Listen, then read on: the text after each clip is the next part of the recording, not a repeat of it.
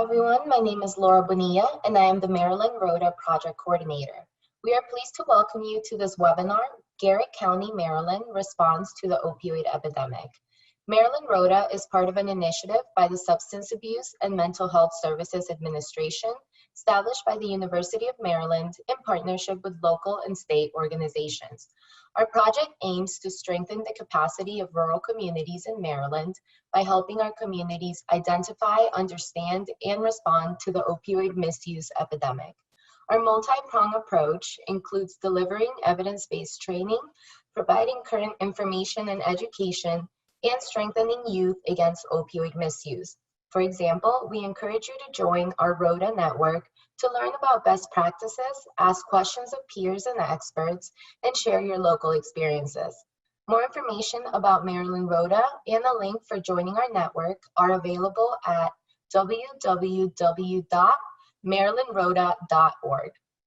Today, we are excited to be joined by a panel of experts from Garrett County Health Department and the State's Attorney's Office. Our first speaker will be Robert Stevens, Health Officer with the Garrett County Health Department. This webinar will be approximately 60 minutes long, and we encourage you to submit questions during and after the presentation. Please do not raise your hand. Instead, we ask that you please post your questions in the Q&A box. We will hold a Q&A session after the presentations. We will do our best to get to all of your questions, and we will try to address any remaining questions after the webinar. A recording of this webinar will be made available on our website, www.marylandrota.org. You can find the webinar page under the Services tab. Thank you, and we hope you enjoy this webinar. Robert, I'll hand it over to you. Thank you, Laura. And first of all, I'd like to thank the University of Maryland and ROTA, as well as SAMHSA, for hosting this webinar. This first slide you see that's just a picture of the Garrett County Health Department. And what's significant about this is the very back of the building, which is where most of our folks come in for treatment and recovery during our normal operations. Of course, during COVID, it's a little bit different, but this does just show you the back of the building. Next slide, please. These are slides that a lot of people think of when they think of Garrett County. And it is a place that a lot of people like to come to get away. But I'd also like to say that, like most rural communities in America, we have not been untouched by the opioid epidemic and drug abuse. And at this point, I'd like to say the reason why we do the work that we're doing is because we really do believe that prevention works, that treatment is effective, and that recovery can and does happen.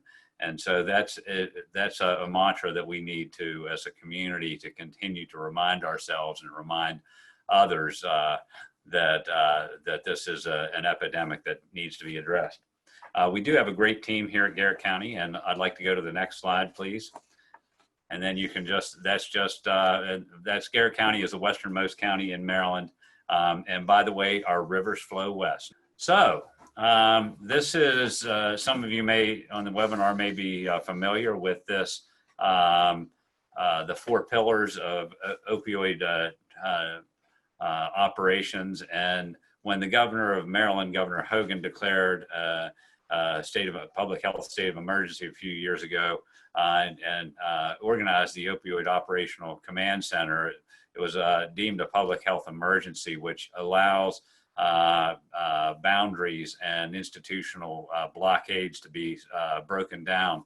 And so there's a lot of cooperation between the different organizations. And if you would just look at the 1 o'clock position is on the outside wheel shows prevention. That's what we want to do first and foremost. That's really, if we invest, that's where we want to invest the most. Enforcement, then, because our law enforcement and our courts are very important as part of the ways that we're addressing the opioid epidemic. Then intervention, and then lastly treatment and then recovery.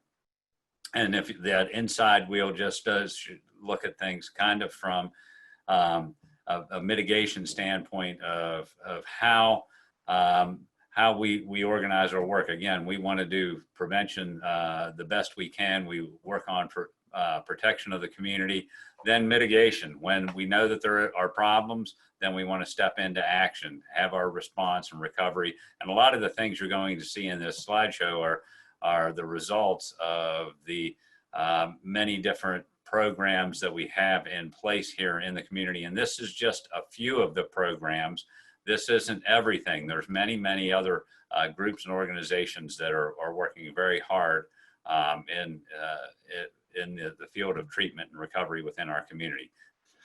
This is a pretty busy slide, and it is from Maryland Vital Records. And so Vital Records, it takes a while for them to get them updated, because they have to go back and make sure that their data is absolutely correct. So this only goes up through 2018, I believe. And if you look at Garrett County, we're the right at the top in the northwest area, and you can see when you're looking at the opioid-related intoxication deaths by place of occurrence, Garrett County's numbers are very low, and we've always been one of the lowest in the state, both by the absolute number as well as the rate.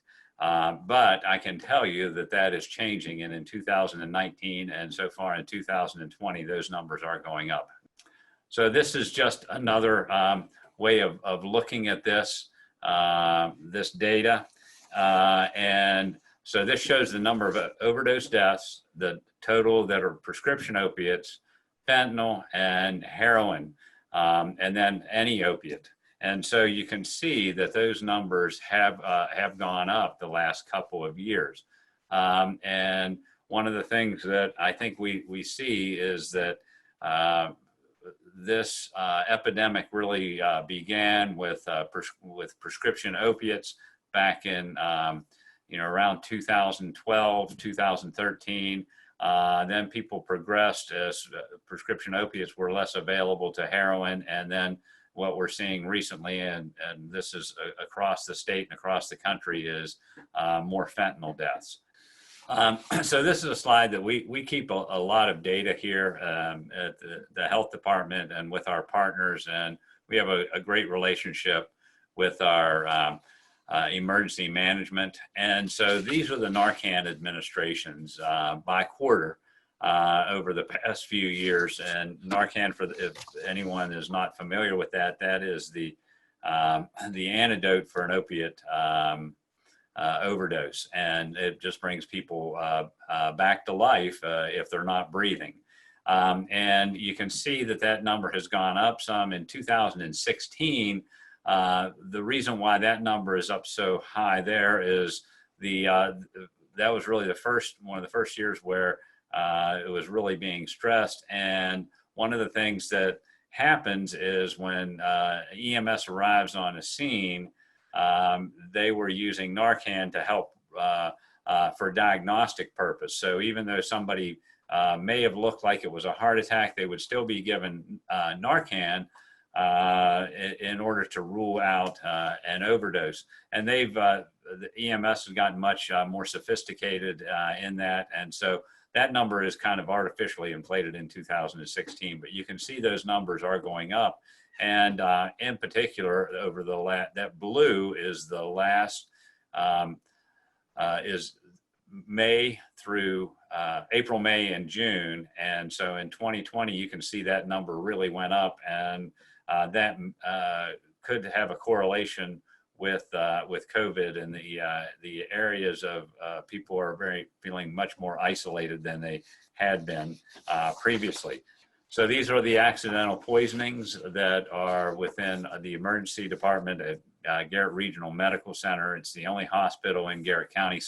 This doesn't show all the overdoses because some of our folks might be transported to an out-of-state hospital or an out-of-jurisdiction hospital, but for the most part, most of our individuals in the community do go to Garrett Regional Medical Center, and you can see that number has continued to go up. and it looks like it will continue to go up in the future. So this is the opioid primary diagnosis by calendar year. And this is within our behavioral health clinic. And while there are a number of behavioral health providers within Garrett County, the health department's behavioral health clinic is the only ASAM level 1 level 1.5 treatment program. And so one of the things that we see is this number for an opioid diagnosis has gone up. We have more providers with 2019. It doesn't mean that we have fewer people that are being diagnosed. This is a kind of a rolling number. So at the beginning of the year, in January, anybody who had been previously diagnosed, they're carried over and into that number. That number has gone down a little bit because we have more providers. The other thing is that we have a great relationship with our buprenorphine providers within Garrett County, and they would refer all of their patients to inpatient or outpatient treatment with us. And as people have begun to become stabilized and enter into long-term recovery, those individuals are no longer maybe in treatment in the outpatient treatment, although they could be followed by their doctor. So that's why the last couple of years that number has dropped off a little bit, because the doctors are not requiring them if they've been in recovery for 2 or 3 years, that they no longer have to come in for treatment. So another area that we track is substance exposed newborns, and that's because that's the other side of the opioid epidemic that a lot of people lose track of, and that's the kind of the devastation that happens with families and substance. So you can see that these numbers are the number of, while they're relatively small, keep in mind that Garrett County has a total population of only around 30,000 people. And we know that also, in addition to the substance exposed newborns who are being delivered at Garrett Regional Medical Center, that we also know that our Department of Social Services is seeing more and more CPS referrals and more children in foster care as a result of opioid addiction. And so this is one of the responses that we have to the opioid epidemic, and that has been naloxone distribution within the community. And these are just our numbers that have gone up each year. You can see that in 2020, it actually, fiscal year 2020, it has come down some. That is a result of a couple of factors. One is that we did a pretty good job saturating the community with naloxone. It's also available now through people can get it through drugstores with a standing order. And the other thing is that because of the COVID pandemic, we were no longer able to provide naloxone in some of the ways that we had previously distributed, which was through offering classes for individuals. And so we have new strategies that are being put in place in this current fiscal year, and we believe that number will go up. And so next slide, please. And I'd like to turn this at this point over to Sadie Liller, who is our Alcohol and Other Drug Abuse Prevention Supervisor. Thank you. Thank you, Bob. So Maryland administers the Youth Risk and Behavior Survey every 2 years. Garrett County, because of our small enrollment in our school system, we are actually able to administer that survey to all middle and high school students. The last survey that we did in Garrett County and throughout the state was 2018. With that survey, we were able to survey 75% of our high school enrollment, which consisted of 54% male and almost 46% female. So we just wanted to share a little bit of our trend data here with the opioids. For prescription drug misuse ever used, we can see where the number has decreased since we started tracking this in 2013, but still alarming that the number was down in 2014 and went back up in 2018. We have been significantly higher than the state of Maryland with our prescription drug use within our school. So this slide shows a little bit more. It actually shows the actual question that is asked of the students. And as you can see, compared to other jurisdictions in Maryland, for this question, we were third, I would say third worst within the state. With those who have ever used, we tie with Charles County at 16.5%. So then we move on to heroin use ever used. Once again, the number is higher than the state, a little over 2%. And the number, went down a little bit in 2016. We do see that it went up again 2018. I believe they will probably be administering that survey again this fall or early spring throughout the state. So, with what's happening with drug use right now with our fentanyl overdoses, overdose deaths, I'm not sure what that number is going to look like in our county as well as throughout the state. Once again, just to compare where we are with other jurisdictions in the state of Maryland, we can see that Garrett County is third with the state ever using heroin. Numbers we're not proud of, but we certainly continue to work on throughout our county with different prevention endeavors as well as intervention and treatment. So also one of the questions on the survey is asking if individuals have ever injected any illegal drug. Garrett County 2018 4.3, Maryland 4.1. As the trend with all of our other slides, we see 2016 numbers started to decline just a little bit, and it's just like shimmering back up in 2018. We threw this slide in with methamphetamines because we know in a lot of our rural communities, and Garrett County certainly is one of those, that we're seeing a pretty large increase in methamphetamine use through some of the overdoses as well as law enforcement arrests. We see that number is going up, and it certainly has, according to our youth who were polled in the survey, higher than the state of Maryland. I did not compare this to the state of Maryland or the other jurisdictions, but I would imagine that a lot of the rural communities may be seeing the same thing. So now I'm happy to introduce Daphne Gooding. Daphne is an AmeriCorps member with Volunteer Maryland at the Garrett County Community Action. Daphne's going to share a little bit about the idea behind the Stand Together Garrett County Against Drug Abuse Consortium.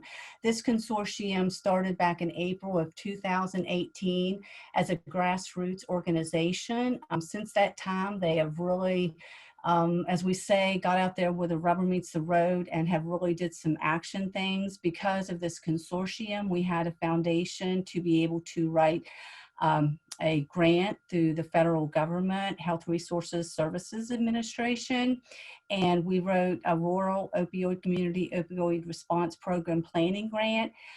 Through that planning grant, we were able to do a very rigorous needs assessment, strategic plan, work plan, and apply for an implementation grant, which Garrett County did get. A lot of the activities and strategies that we will be talking about within this PowerPoint will be activities that are funded through that grant. This consortium meets faithfully every month through anything. They continue to meet and continue to bring more partners and new partners aboard. So Daphne, you take it away. Thank you for inviting me to be part of this. I really didn't expect it because I'm not a healthcare or public health or emergency medical or any of those other professionals. At the time, I was working to help Community Action strengthen its whole family approach to providing services, and we were seeing a lot of drug misuse contributing to families being unable to prosper to the extent that they should have been able to.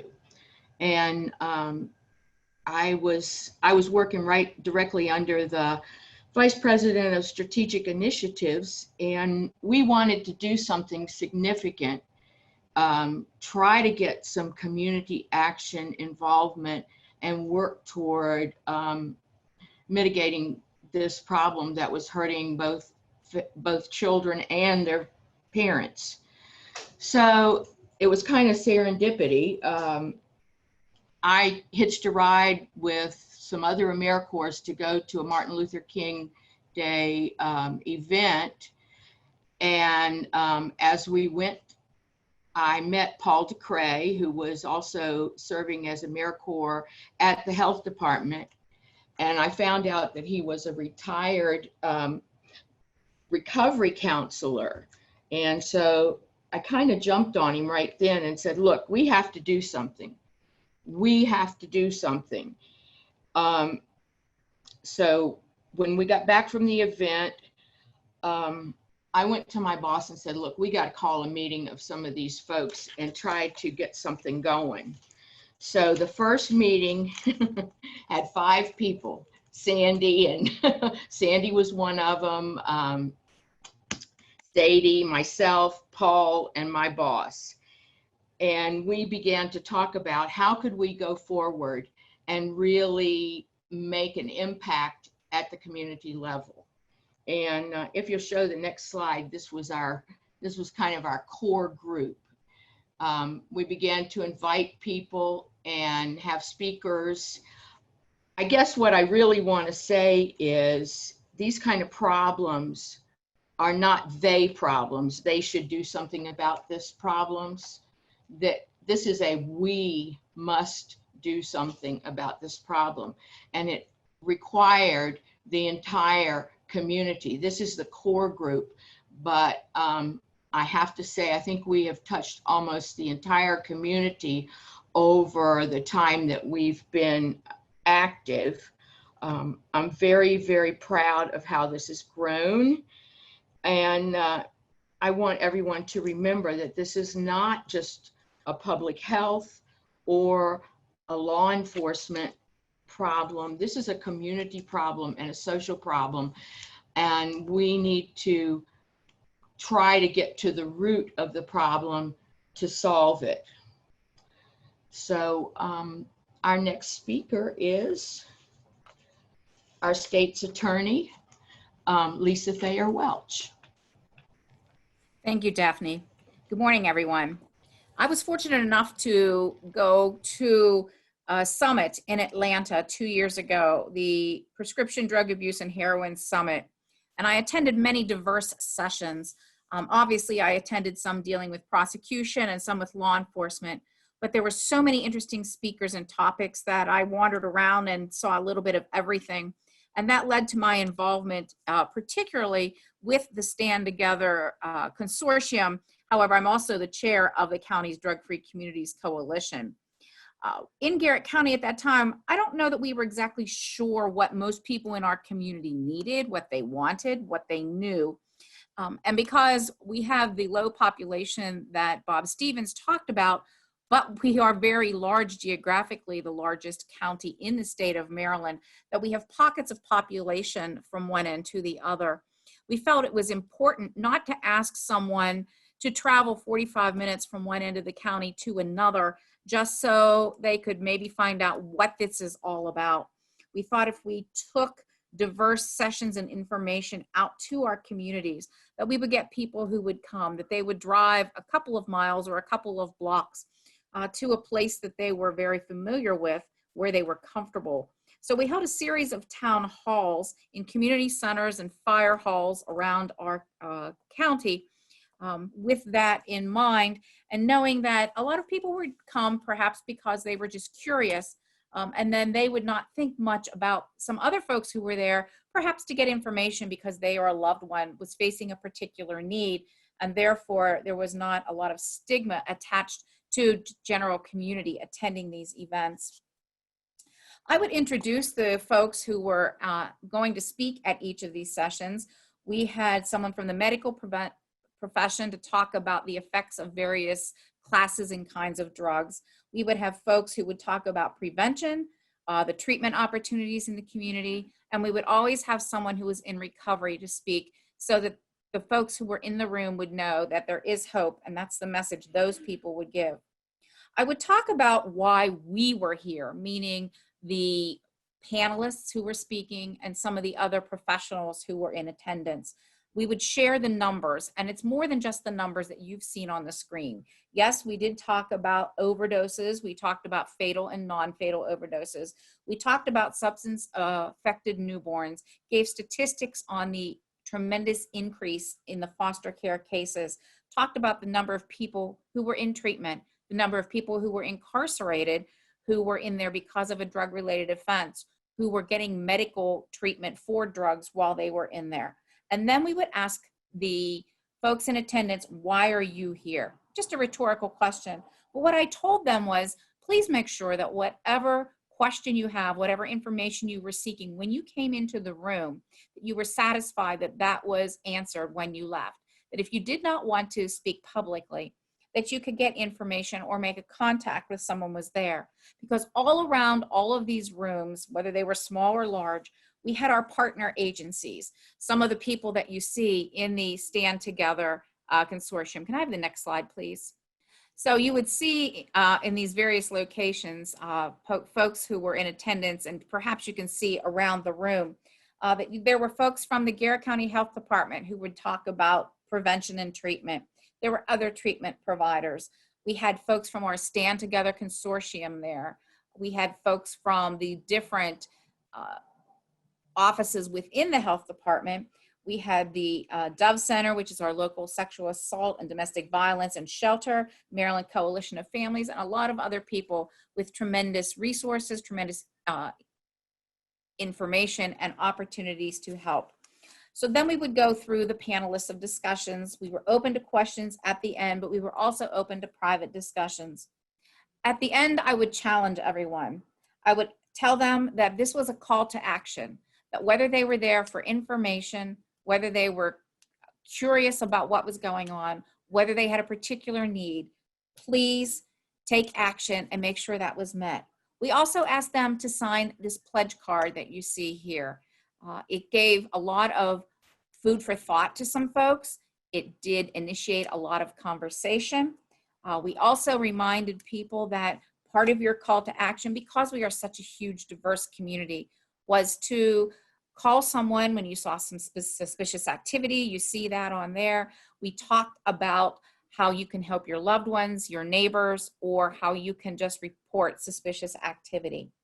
We asked them to sign this pledge card, and we moved from community to community in that way throughout the summer of 2018 into the spring of 2019.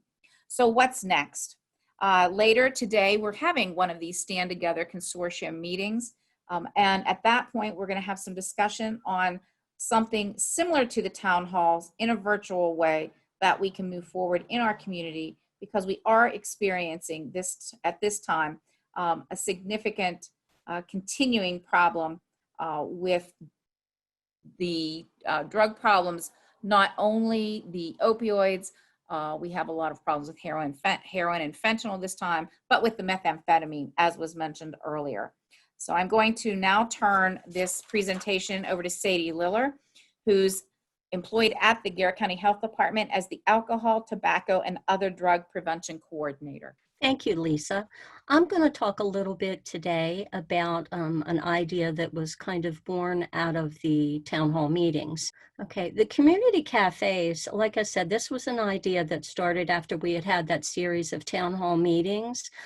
It was determined when we were brainstorming afterwards that not everybody that we wanted at the table was at the table to help us with this problem. We didn't have any people that were there from the recovery community. So I started looking into it and found out that the recovery community and those that were still struggling with addiction didn't feel comfortable coming to the town hall meetings due to the stigma associated with it. So we decided to go to where they are. So what we did is we went into the subsidized housing units, And we went where they already were living so that they didn't have to come to us. And we decided to have what we called a community cafe, provided light refreshments to them and a craft if they wanted to do it. And then we sat around the table and we just discussed things in a very relaxed manner on how we as a consortium could help them to stay in recovery and to possibly offer suggestions to people who weren't quite there yet.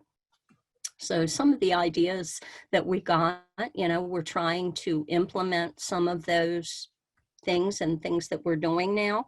Also, we had our community response team there to talk to them and Maryland Coalition of Families. And then we compiled all of their ideas and we're hopefully going to have some more community cafes. COVID has really kind of put a stop to that, but it was a good way for us to include them and a place where they would feel safe so that they didn't have to worry about stigma. This other flyer is Chronic Pain in Action. On our consortium, we have a gentleman who is a chronic pain sufferer, and we were able to provide some monies to him to have a chronic pain in action support group so that people could feel supported in their journey with this chronic pain initiative. So that's another thing that's been put on hold due to the COVID right now, and hopefully that will start back up soon. He is going to be putting some tips on the radio to help people get through this until they can meet in person. I'm going to have Sandy talk about some of the other initiatives. Sandy? Yes, thanks, Sadie. So some of the other things through the HRSA grant, we're able to really work with our behavioral health treatment providers in the county and offer some programs for individuals who are in recovery. One of those programs is the behavioral health client incentive program. With this program, we know sometimes that it's hard for individuals to be able to make their counseling appointments for whatever reason. And this program will help incentivize them that they'll be able to attend them more consistently. If an individual in recovery attends 4 counseling sessions in a row at their behavioral health clinic, they would get a farmer's market gift certificate, a Walmart card, or a Sheetz card, all valued at $10. We think that, this probably will help a lot with some of those. We started this program back in the spring, so we don't have a lot of the results yet as to how effective it is, but I think that it's going to, once we actually get it promoted to our counselors at the facilities, we think that it's definitely going to be a good program. Another program that we were able to fund through the HRSA grant is the Presley Ridge Home Builders Program. This program, Presley Ridge, actually provides in-home services to at-risk children and their families. The Home Builder program itself actually is an evidence-based program that there's a therapist that goes into the home and does in-home crisis intervention with the families. They offer counseling and life skills education. When I say that it's intense, it really is. These counselors go in for 28 to 30 days straight. They're pretty much on call whenever the family needs them. They'll be there to help them. The children, the way that they get referred to this program is typically through the Department of Social Services, and it's children that they've identified that's been exposed to risk factors such as abuse and neglect, substance use, domestic violence, mental health, and pretty much anything that would be disabling condition of the parents. We also are very happy to offer our individuals in recovery program through Garrett College. It's the workforce development program. The college, with this program, they work with our individuals on setting career goals. They help with job shadowing, do internships, and help them with job searches, along with getting their training and certification. Some of the programs, as you can see here, welding, medical billing, food services, diesel mechanic, just to name a few. There's really a very large list for folks to pick from. Prior to them being able to be part of the workforce development program, there is a criteria that they have to meet. before they're qualified for the program. We met with the behavioral health providers in the county, and they're the ones that came up with this criteria. They have to have a possession of a high school diploma or GED. If they don't have that GED, the college will work with them also to get that. They have to have a minimum of 6 months of sobriety, present for at least 90% of their appointments, counseling appointments. They have to have developed a written relapse prevention plan, documentation of action stages of change, and have to have transportation and childcare if that's applicable to the person in recovery. And we've been having some discussions in the county the last month.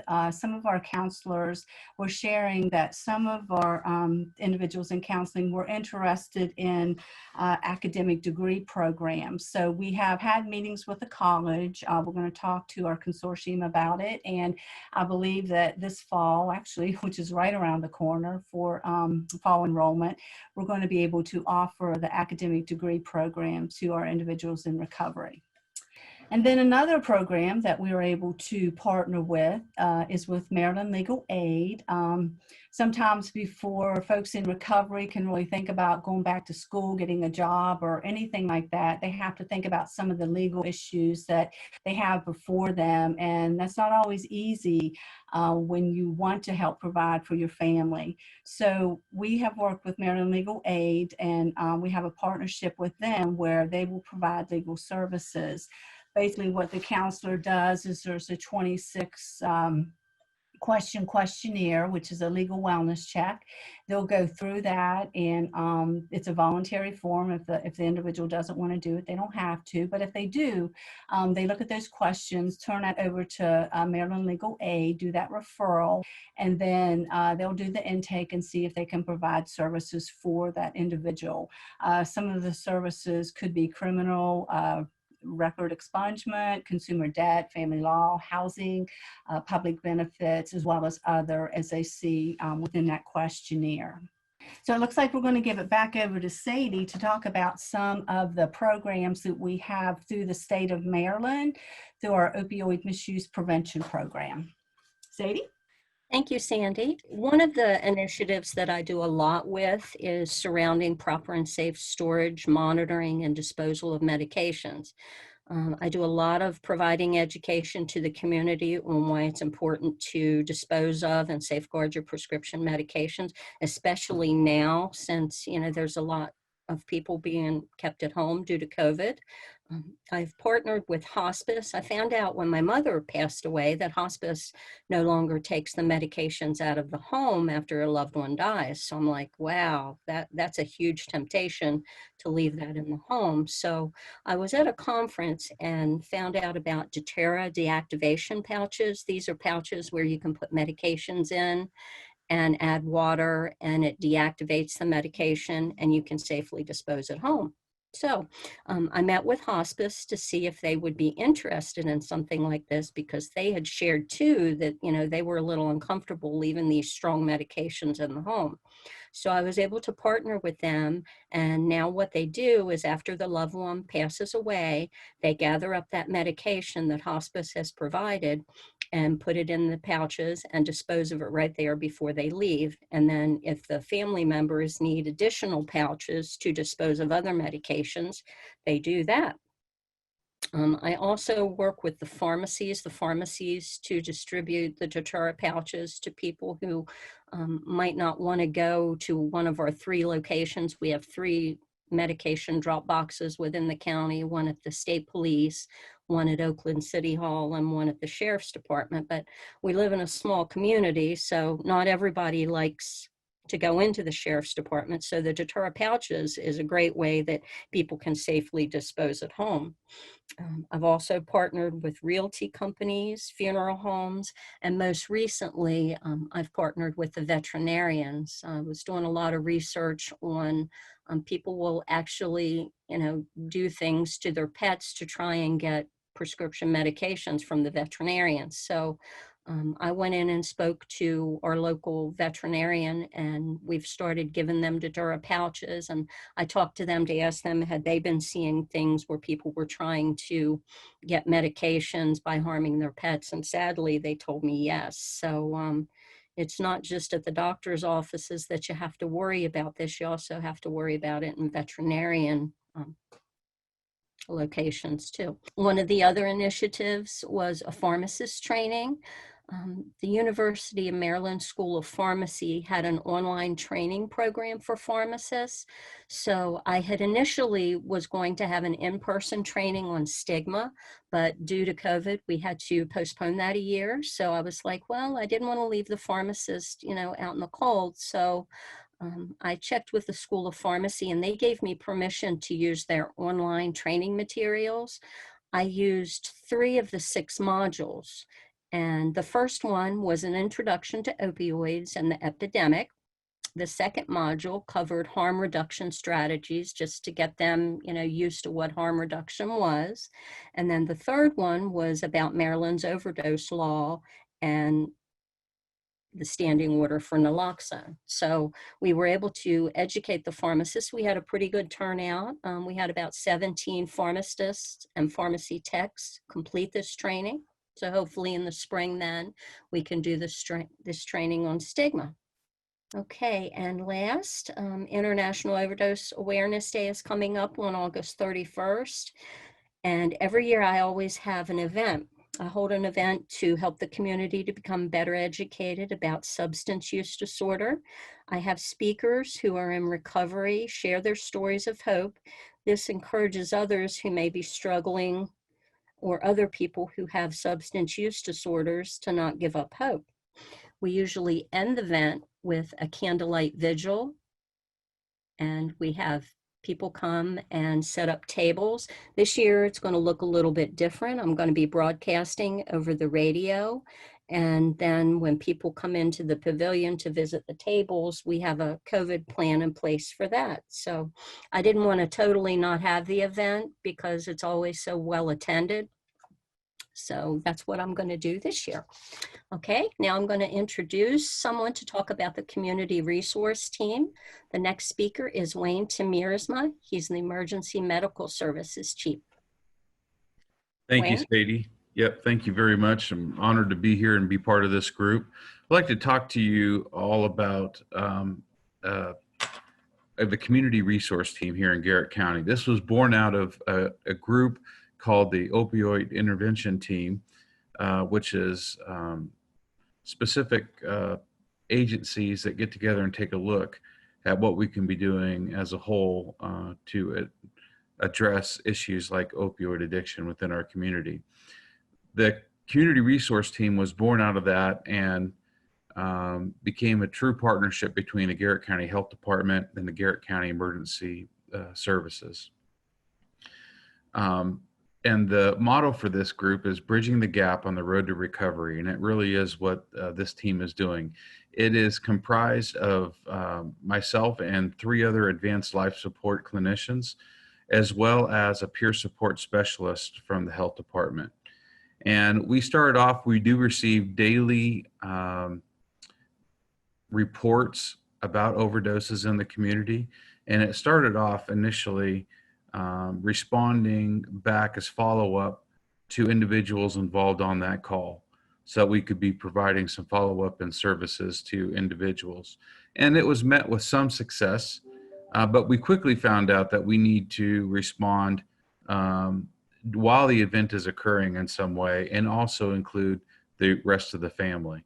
So we incorporated with this team the active career EMS lieutenants, who also during the event act on behalf operationally for the response of the event and on behalf of the community resource team to offer services and information to family and the individual that we might be responding for. So this has become very successful. We've been able to help individuals find answers to maybe gaps that they have as to why they haven't entered into recovery into some kind of program to help them with their addiction, and maybe identify things that are roadblocks and overcome those roadblocks. And there are many of those that we find out. Some are economic, some might be transportation's a big issue in Garrett County. And so this team is a real link between that individual and different services and partners within the county. And so that's where we spend the majority of our time, is help connecting those dots.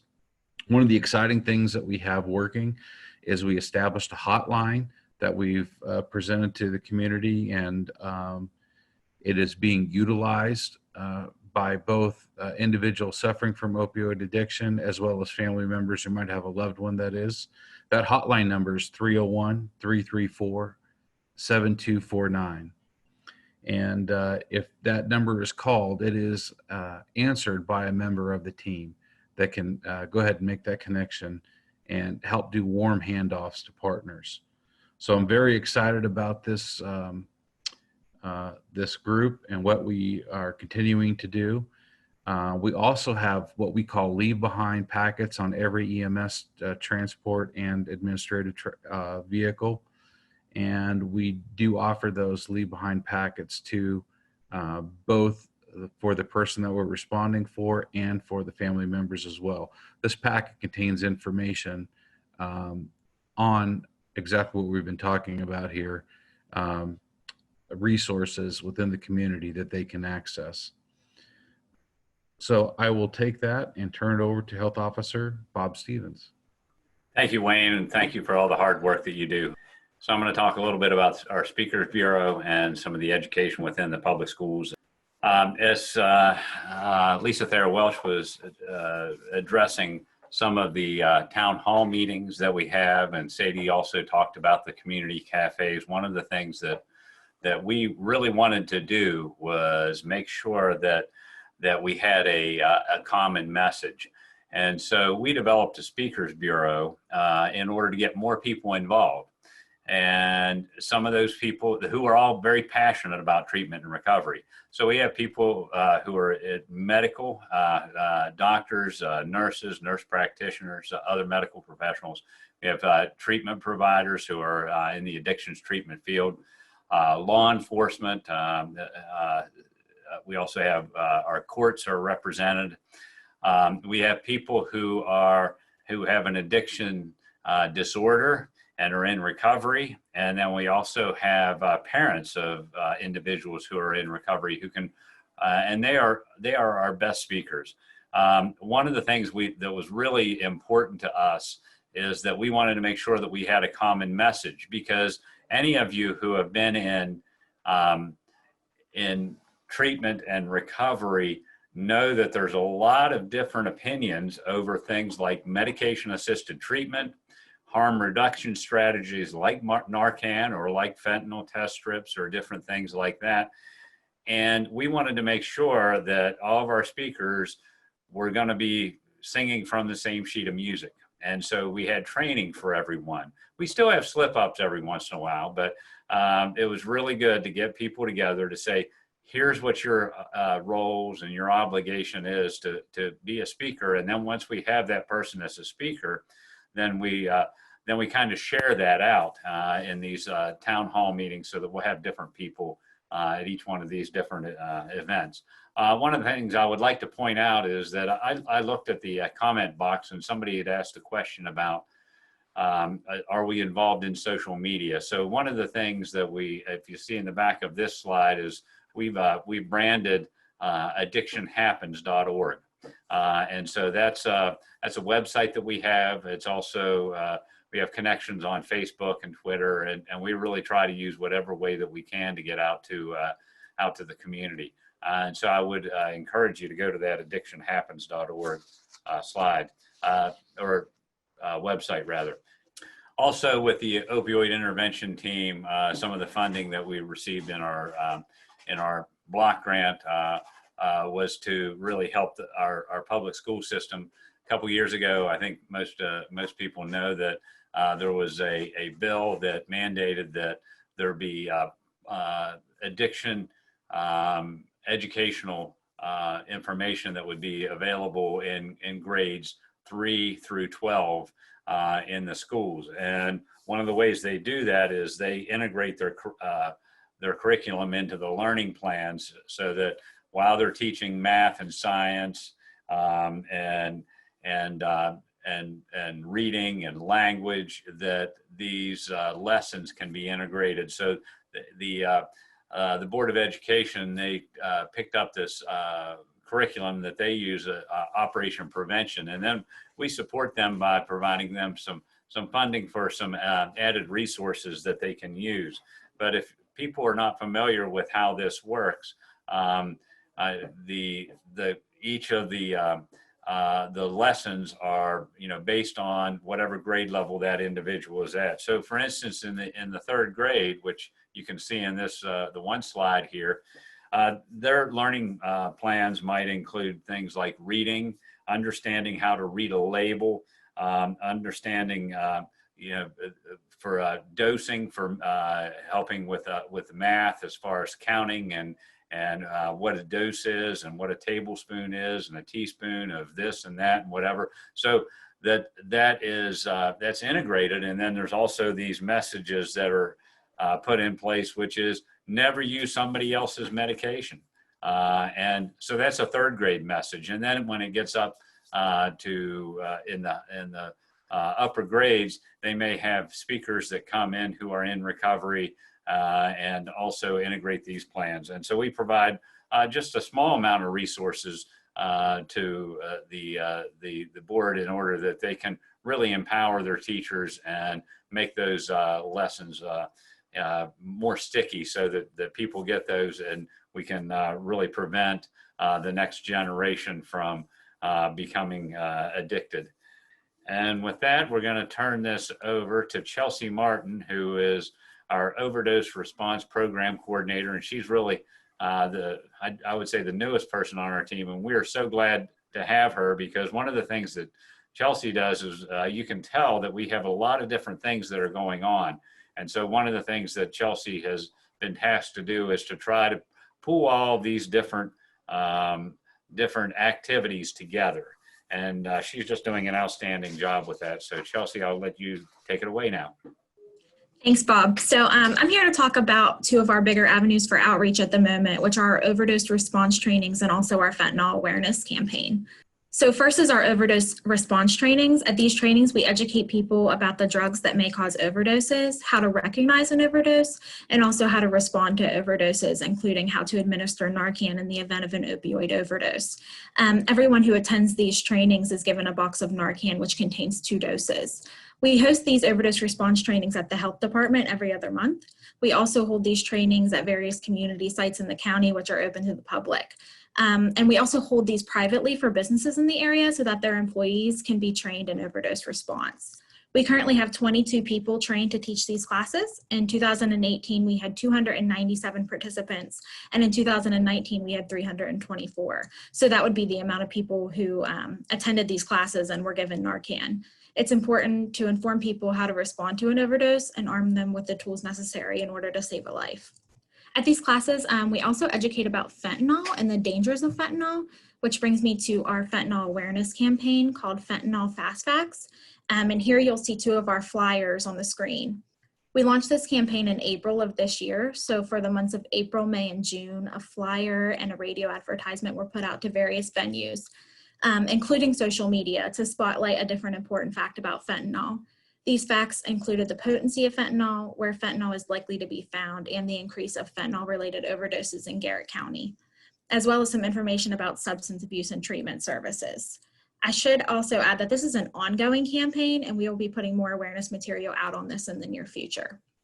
Our hope was that with this campaign, we could educate people to take more caution when using opioids or deter them from using altogether. And here you'll see the fentanyl test strips. Our behavioral health department also offers fentanyl test strips to clients so that they can test their drugs for the presence of fentanyl and then take the necessary precautions to prevent a fentanyl overdose. And with that, I will hand it back to Sandy. So I'm happy to talk about prevention programs. Probably up until maybe 7 years ago, most of what we did in health education and outreach, which is where I'm employed, we did primary prevention. And with the onset of the opioid epidemic, that took us to a different place where we started doing prevention of overdose and overdose deaths. And while we do that, and we do a lot with that now, I think every partner that is on the line right now and that is listening would agree that prevention, if we can stop that individual, that young person from picking up a substance for the first time, then we've done our job and we've done it well. And we will continue to fight that fight for sure as long as we're here.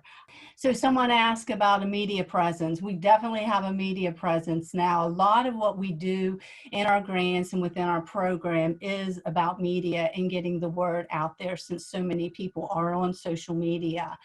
One of the campaigns that we implement through the state of Maryland's substance abuse block grant is the Remove the Risk campaign. This campaign was actually developed by the Food and Drug Administration, and it's a campaign that educates and really targets mothers aged 35 to 64 who have, you know, young children and youth in the home. The key messages are not to share medications, to store medications out of sight, out of reach of children and youth, and to dispose of unused medications when they're no longer needed. I really like the campaign because a lot of the materials are mixed. You'll see some with children in the picture, such as this one here, and then there are some that have youth in the photo.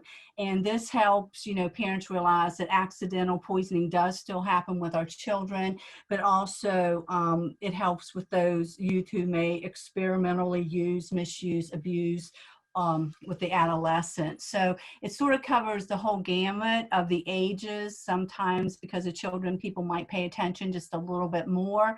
So we put this campaign out there. We're going on our second year now. Down in the lower left is a campaign that we've been doing for many years, which we created here within the county, called Just Like You, Be the Person You Want Me to Be. It is a positive role modeling campaign that talks about the importance of role modeling, you know, how we drink alcohol, how we take prescription drugs and things like that in front of our children. The picture here is actually a family in Garrett County. We used this for a campaign. The young man was playing basketball. He hurt his ankle playing, and, you know, the mom's trying to model some of the healthier ways to deal with pain other than giving some type of an opioid or something like that, you know, using ice pack or, you know, some of those things, put a wrap on it, put your foot up, you know, just whatever needs to happen so that we don't automatically go to the medicine cabinet. It talks a lot about that as adults, you know, if we have a pain or something is going on with us, you know, do we first reach for medication, or do we try those healthier alternatives to pain before we reach for something else? So that campaign, like I said, I think it's on its 5th year now, and we continue to change the photos, change the messages, but truly the true message is that we are role models for our children, no matter what age we are. The slide there, or the picture on the right, is a program that we started implementing last year. It's called Empowered Health Consciousness and Prescription Drugs.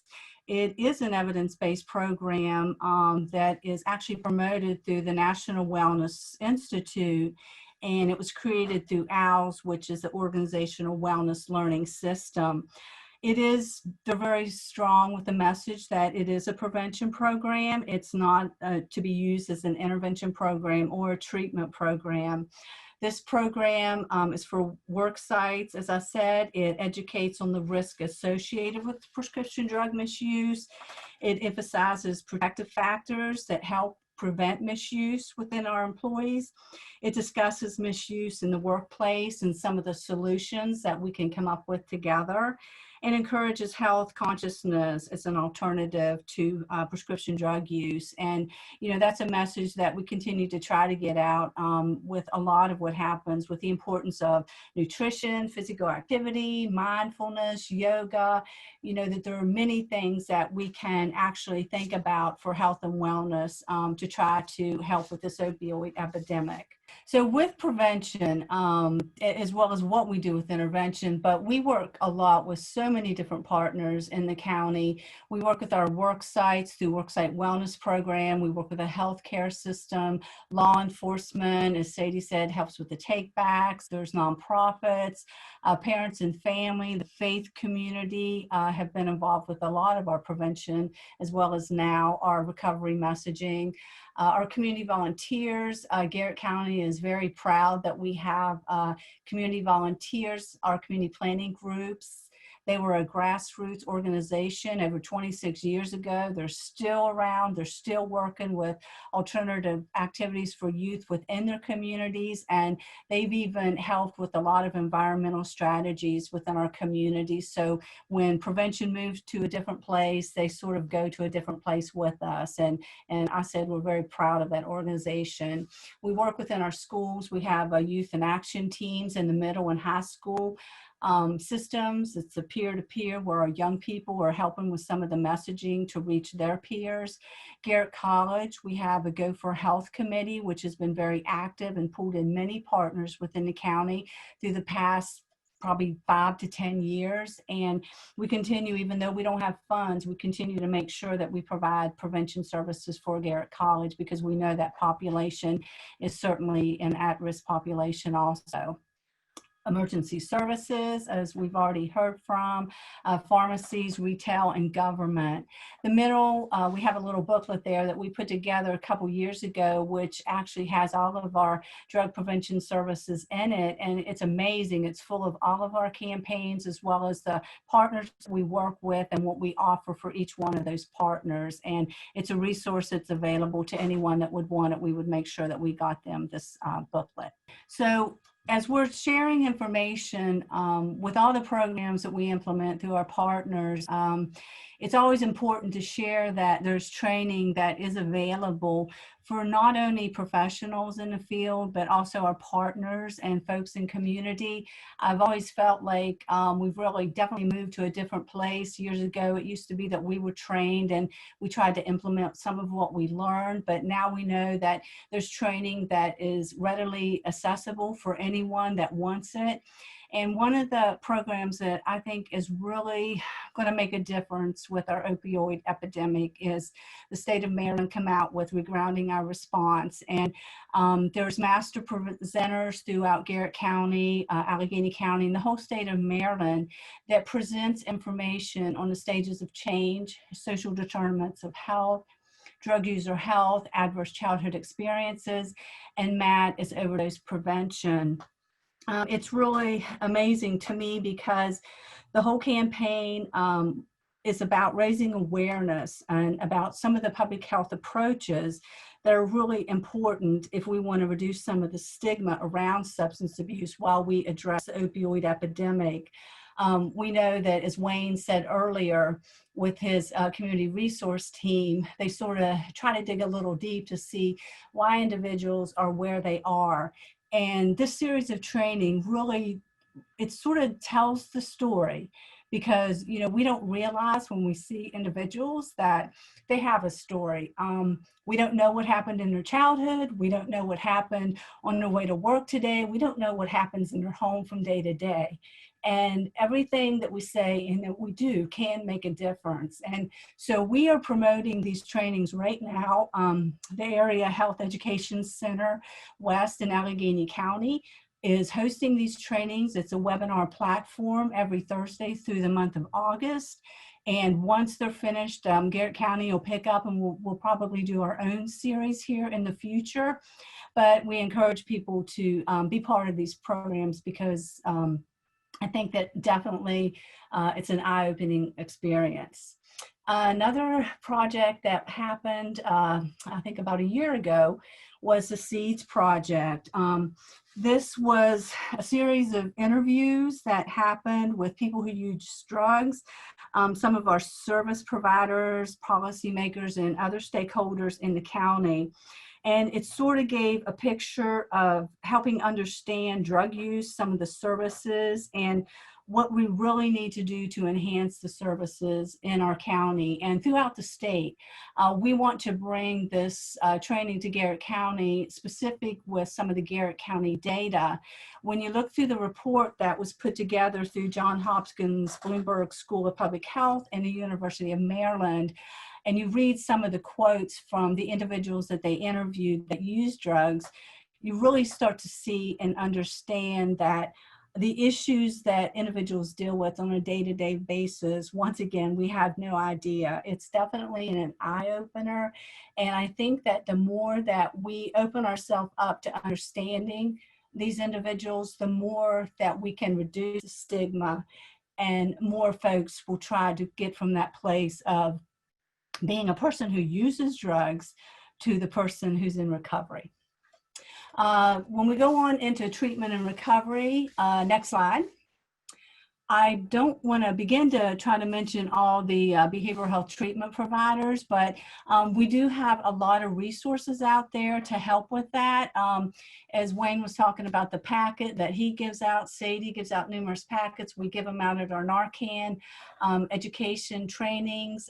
We have the one on the left, which is the brochure, which is full of information with all of the treatment providers in the county. On the right is a recovery booklet that was created a couple years ago by one of our AmeriCorps members, and it has the recovery support services. It's in Garrett County and Allegheny County, because we know that a lot of our folks are on the northern end of the county and it might be more accessible for them to go to Allegheny. And in the middle, Bob mentioned the addictionhappens.org website. It's a wonderful platform that we were able to create when we first received our funds through the state with the Opioid Misuse Prevention Program grant. We put this platform up and it just continues to grow. One of the things on here, we try to make sure that we have all of the events that's coming up, the community resources, and Prevention Happens is a website or a landing page that was created for Maryland Public Schools so that parents can get on there and get good resources for their youth prevention, as well as webinars through Operation Parent. But the thing that really shines pretty bright on here is some of the stories that individuals in recovery have shared. As I shared earlier, you know, those are the stories that, you know, people need to hear. Those are the stories that empower other individuals to step out and to take that step to fight that fight, to go from using drugs to hopefully being in recovery. I wanted to mention too, as far as a resource page, My Garrett County. This is a digital platform which is packed full of resources of various agencies, businesses, organizations within the county. On the left, you see where there's a sort of like a index to show where, like if you have a certain topic that you want information for, you can click on that and it'll take you right to that page for that information. So if you would need to know, you know, treatment resources, drug prevention, you would be able to go and click on that. So I just pulled up some of the services with, you know, mental health, substance use disorder, and then some of the recovery pages that are part of My Garrett County. Throughout the community, we definitely encourage people to use the resource page as a means of getting the help that they need for specific services. So I'm going to let Bob take it from here to do a special thanks. And certainly we want to thank Bob as our health officer for all the support that he gives us through all the programming that we implement within the county with opioid prevention, treatment, and recovery. So you can see the thank you there. We could not do this alone. It really does take the entire community. And we have some really great partners. We just can't go into mentioning who all those partners are, but the most important thing is really mobilizing the community. And the two things that I believe mobilize the community really are tragedies, and unfortunately we have some of those. And then the other is the stories of redemption, and those are stories where people overcome their addiction, or they overcome if they're a family member of somebody with an addiction who can talk about that, and it's really reducing the stigma. And so it's really important to get that message out. This is our mantra that we would like to have this message that we give out that we didn't invent it, came from SAMHSA, but we like to get it out there. And so that whenever we have people together, we want to emphasize that prevention works, treatment is effective, and that people can and do recover. Because there's a lot of people that will sometimes argue with you that prevention doesn't work or treatment doesn't work, or, you know, once an addict, always an addict. And all those are just not true. And so we need to get that message out. And then this is our final slide, which it gives some contact information there. And that's it for the presentation. I know that there's at least one question in the question and answer box. So I'm not sure who is moderating that. Thank you so much. We will now begin the Q&A portion of this webinar. So we encourage everyone to please submit your questions via the Q&A box, which is located at the bottom of your Zoom window. And so the first question, what is the process to receive Narcan? I'll take that. This is Chelsie Martin. I am the overdose response coordinator here. We're still doing our overdose response trainings in person right now.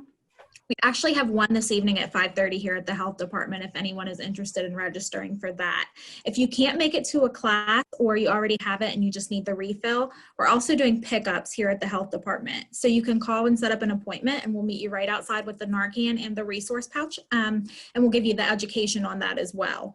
We're also doing pickup sites at local community sites right now due to COVID. So if people who don't feel comfortable coming into the health department to do an actual class, they can just come and pick it up and receive the one-on-one education and resources. So if anyone would like to make an appointment to come pick up the Narcan here at the health department or to come to one of our community sites, please contact me and we will get you some. And my number is there on the screen. It's the 301-334-7724. Okay, well, it looks like there are no more questions. So I want to thank all of our speakers today for this great presentation. And also thank you to everyone for attending. We hope to see you in our upcoming webinar on August 26th. And I hope everyone has a great day. Thank you so much.